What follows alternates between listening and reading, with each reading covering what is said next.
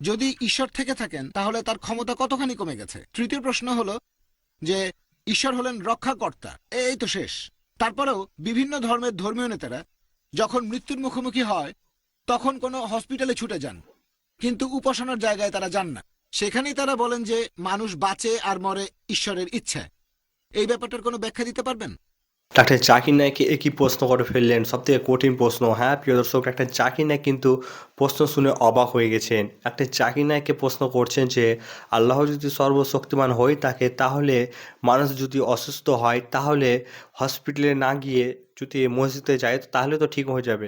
তাহলে আল্লাহ যদি এত শক্তি থেকে থাকে তাহলে মানুষ কেন হসপিটালে যাবে অসুস্থ হলে? আল্লাহ মসজিদে গেলে তো ঠিক করতে পারবে। তো এই শুনে ডাক্তার জাকির নায়েক কিন্তু ঘাবড়ে গিয়েছিলেন সেই ভাইটির প্রশ্ন শুনে। তো ডাক্তার জাকির নায়েক কিন্তু কঠিন উত্তর দিবেন, সে ভাইটিকে তো কী উত্তর দিলেন, তো এই ভিডিওটি সম্পূর্ণ দেখলে কিন্তু বুঝতে পারবেন। ডাক্তার জাকির নায়েক কিন্তু প্রশ্ন শুনে অবাক হয়ে গেছিলেন। সে ভাইটির প্রশ্ন খুবই একটি যৌক্তিক প্রশ্ন কিন্তু। তো অতি অবশ্যই ভিডিওটিকে লাস্ট পর্যন্ত দেখার অনুরোধ রইল। ভিডিওকে সম্পূর্ণ না টেনে কিন্তু লাস্ট পর্যন্ত দেখার অনুরোধ রইল। খুব গুরুত্বপূর্ণ একটি কিন্তু ভিডিও। তো ভিডিও শুরু করার আগে আপনি যদি এরকম ইসলামিক পর্যায়ে ভিডিও দেখতে চান তো অতি অবশ্যই আমাদের আল্লাহ রাস্তার চ্যানেলটিকে সাবস্ক্রাইব করে রাখবেন। তো চলুন ডাক্তার জাকির নায়েক কী উত্তর দিলেন এই নিয়ে, যে আল্লাহ সর্বশক্তিমান হয়ে থাকলে তাহলে মানুষ অসুস্থ হলে কেন মানুষ হসপিটালে যায়? আল্লাহর মসজিদে গেলে তো ঠিক হয়ে যাবে, আল্লাহ প্রার্থনা করলে তো ঠিক হয়ে যাবে। তো চলুন ডাক্তার জাকির নায়েক এই প্রশ্নের উত্তর কী দিলেন আমরা শুনবো। আমার নাম এমডি মারাঠে, একজন টেকনোলজিস্ট। আমার প্রশ্নটা করার আগে আমি দর্শকদের এই আধ্যাত্মিকতার পথ থেকে কিছুটা বিজ্ঞান আর যুক্তির পথে নিয়ে আসি, যদি অনুমতি দেন। এখনকার স্কুলের পাঠ্য বইতেও এগুলো আছে। মানুষের বিবর্তনের পথে পশু মানব হোমো ইরেক্টাস ছিল ২০ লক্ষ বছর আগে। ব্রেইন ছিল ১,০০০ সিসি, যেখানে বানরের ব্রেইন হলো ৪০০ সিসি। বিবর্তন চলতে থাকে আর ২ লক্ষ বছর আগে এই ব্রেইন সাইজ ১৪০০ সিসিতে পৌঁছে যায়। এই প্রাণীটাকেই বলা হয় হোমোস্যাপিয়েন। আধুনিক মানুষ এসেছে প্রায় ৩৫,০০০ বছর আগে। এদের বৈজ্ঞানিক নাম হোমোস্যাপিয়েন্স।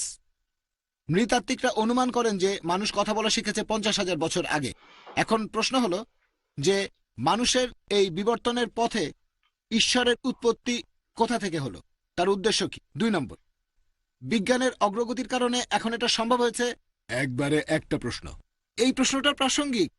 প্রশ্নের উত্তর খুব একটা বড় হবে না, আমাকে একটু সময় দেন। আচ্ছা, ঠিক আছে। হ্যাঁ, বিজ্ঞানের অগ্রগতির কারণে এটা সম্ভব যে সব প্রাণীর ক্লোন করা যাবে, যতগুলো খুশি। মানুষেরও ক্লোন করা যাবে। যদি ঈশ্বর থেকে থাকেন তাহলে তার ক্ষমতা কতখানি কমে গেছে? তৃতীয় প্রশ্ন হলো যে ঈশ্বর হলেন রক্ষাকর্তা, এই তো শেষ। তারপরেও বিভিন্ন ধর্মের ধর্মীয় নেতারা যখন মৃত্যুর মুখোমুখি হয় তখন কোনো হসপিটালে ছুটে যান, কিন্তু উপাসনার জায়গায় তারা যান না। সেখানেই তারা বলেন যে মানুষ বাঁচে আর মরে ঈশ্বরের ইচ্ছায়। এই ব্যাপারটার কোনো ব্যাখ্যা দিতে পারবেন? ভাই, আপনি ৩টা প্রশ্ন করেছেন। প্রথমে আপনার মত অনুযায়ী বিবর্তনের থিওরি বললেন, তারপর বললেন এখানে ঈশ্বর কিভাবে আসছেন। দ্বিতীয় প্রশ্ন, ঈশ্বর এই সবকিছু সৃষ্টি করার পরে তার কতখানি শক্তি কমে গেছে। তৃতীয় প্রশ্ন, যে অসুস্থ হলে আমরা সবাই হাসপাতালে যাই, কেন মন্দির মসজিদে যাই না। ৩টা প্রশ্ন করেছেন।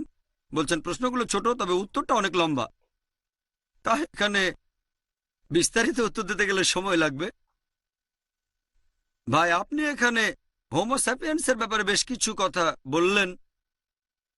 এখানে বিবর্তনের থিওরির কথা বলছেন আপনি, থিওরি অফ ইভলিউশন।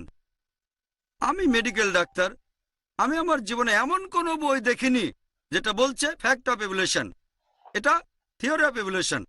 আমি এই বিবর্তনের থিওরি সম্পর্কে জানি, আর ডারউইনের থিওরি সম্পর্কে কঠিন বিস্তারিত উত্তর দিলেন জানতে আমার ভিডিও ক্যাসেট দেখেন, doctor Quran Zakir and Naik. Modern science, conflict আর সম্পূর্ণ ভিডিও কনসিলেশন। দেখবেন আপনাকে। ডারউইন বলেছিলেন একটা থিওরি।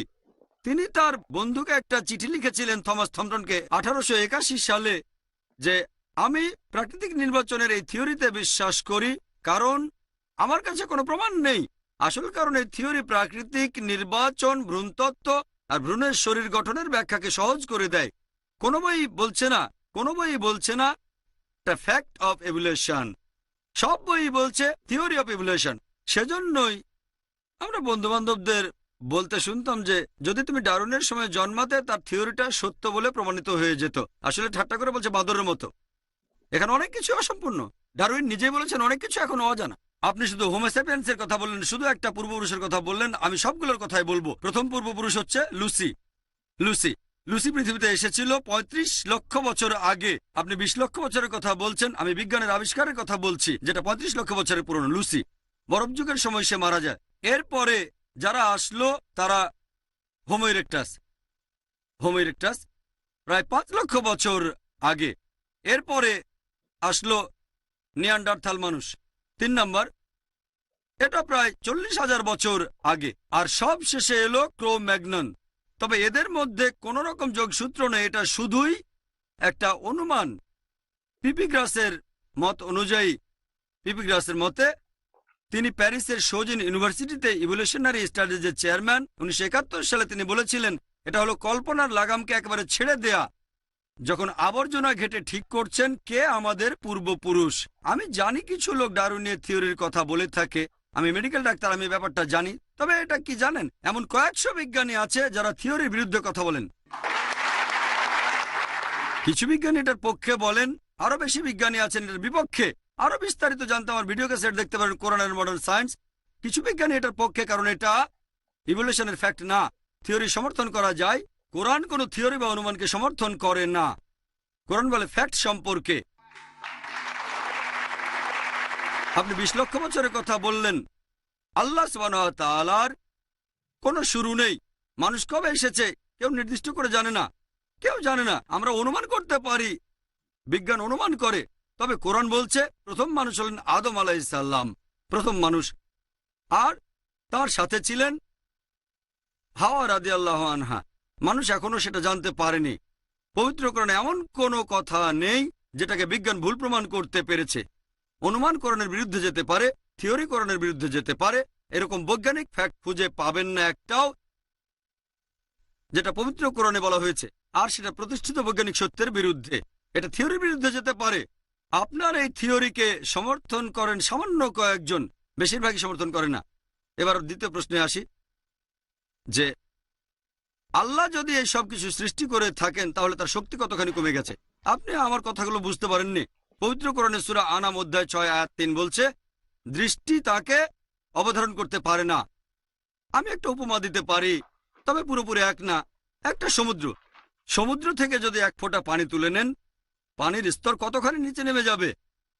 কতখানি? তারপরও, এত কিছুর পরেও আল্লাহ সৃষ্টির পরে তার শক্তি কতখানি কমে গেছে আর সমুদ্রের পানি কতখানি কমে গেছে, এদের মধ্যেকার ব্যবধান অসীম। সমুদ্রের স্তর হয়তো 0.0000 এভাবে একটা জায়গায় এসে শেষ হবে। তবে আল্লাহ সুবহানাহু ওয়া তাআলার ক্ষেত্রে এটা একেবারে সামান্য পরিমাণও কমবে না। তিনি সর্ববিষয়ে সর্বশক্তিমান। এটাই আল্লাহ সুবহানাহু ওয়া তাআলা। যদি ঈশ্বরের শক্তি কখনো কমে যায়, আমরা তো এমন ঈশ্বরের ইবাদত করব না যে সৃষ্টি করতে গিয়ে তার শক্তি হারায়।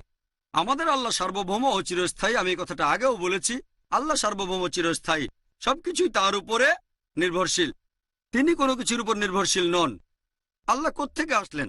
বিশ্বজগৎ সৃষ্টির আগে আল্লাহ ছিলেন। তিনি এখানে কিভাবে আসলেন? আল্লাহ এখানে কখন সৃষ্টি হলেন? আল্লাহ সৃষ্টি হননি। আপনি প্রশ্ন করলেন আল্লাহ তাআলা কখন এখানে আসলেন? তিনি তো সৃষ্টিই হননি।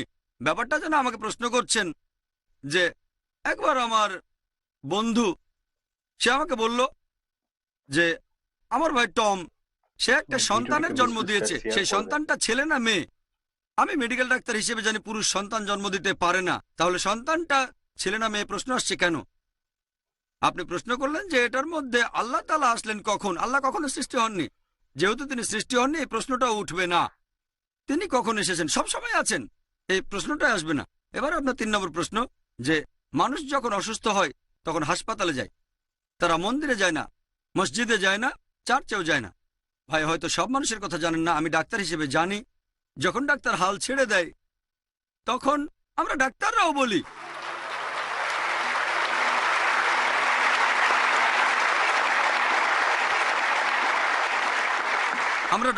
বলি হুয়া শাফি, একমাত্র তিনি আরোগ্য দেন। তার মানে এই না যে অসুস্থ হলে শুধু মন্দিরে যাব। পবিত্র কোরআন বলছে সূরা নাহল অধ্যায় 16 আয়াত 43, এছাড়াও সূরা ফুরকান অধ্যায় 25 আয়াত 59, যদি তোমরা না জানো জ্ঞানীদের জিজ্ঞেস করো যে এক্সপার্ট।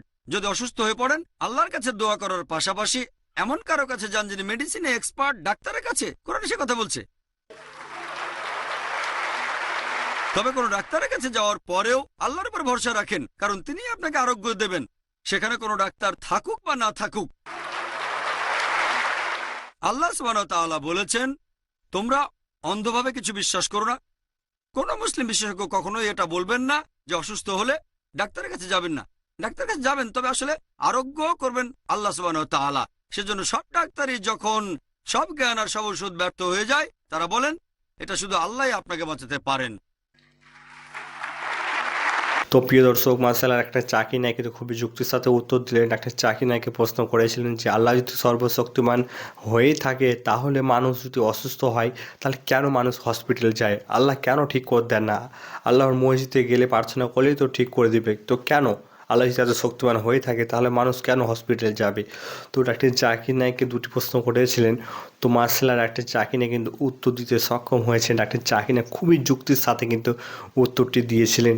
এই প্রশ্নের উত্তর কিন্তু সাধারণ মানুষ দিতে পারবে না। ডাক্তার জাকির নায়ক এমনই কঠিন প্রশ্ন করেছিলেন, কিন্তু ডাক্তার জাকির নায়ক কিন্তু খুবই সুন্দরভাবে কিন্তু উত্তরটি দিলেন। এই জন্য ডাক্তার জাকির নায়ককে আমরা জ্যান্ত কম্পিউটার বলে থাকি। তো প্রিয় দর্শক, ভিডিওটিকে আপনারা বেশি বেশি করে শেয়ার করবেন অমুসলিম ভাইদেরকে। অতি অবশ্যই কিন্তু শেয়ার করতে ভুলবেন না, বিশেষ করে মুসলিম ভাইরা। আর এরকম ইসলাম পর্যায়ে ভিডিও দেখতে হলেও কিন্তু অতি অবশ্যই আমাদের আল্লাহ চ্যানেলটিকে সাবস্ক্রাইব করবেন। আমরা এই চ্যানেলে কিন্তু নিয়মিত এইরকমই গুরুত্বপূর্ণ টপিকে কিন্তু ইসলাম পর্যায়ে ভিডিও আপলোড করে থাকি। তো অতি অবশ্যই মুসলিম ভাইরা কিন্তু চ্যানেলটিকে সাবস্ক্রাইব করে ভিডিওটিকে আপনারা বেশি বেশি করে শেয়ার করে দিবেন, আমাদের মা বোনদেরকে দেখার সুযোগ করে দিবেন। তো দেখা হবে নতুন একটি ভিডিওর সাথে।